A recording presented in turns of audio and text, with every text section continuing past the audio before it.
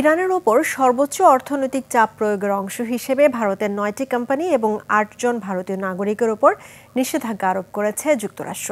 বৃহস্পতিবার ঘোষিত সবশেষ মার্কিন ঘোষণায় বলা হয়েছে, এসব ব্যক্তি ও প্রতিষ্ঠান ইরানি তেল, পেট্রোলিয়াম পণ্য এবং পেট্রোকেমিক্যালের বাণিজ্যে জড়িত।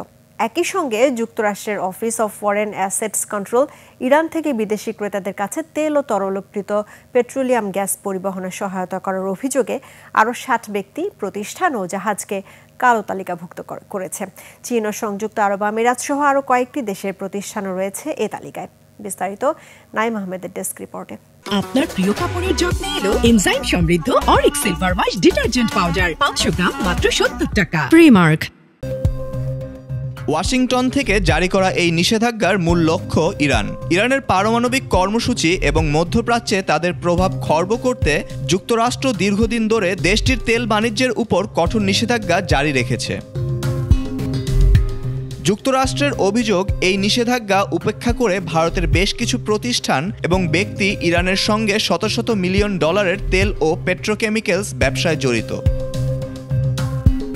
ট্রেজারি ডিপার্টমেন্টের বিবৃতিতে মুম্বাই ভিত্তিক CJ Shah and company, Chemovic, Modichem, Parichem resources, Indisol marketing, Haresh Petrochem, ship Texchem এবং দিল্লি ভিত্তিক বিকে সেলস কর্পোরেশন ও মুম্বাই ভিত্তিক shipping firm Vega star ship ম্যানেজমেন্টের নাম উল্লেখ করা হয়েছে।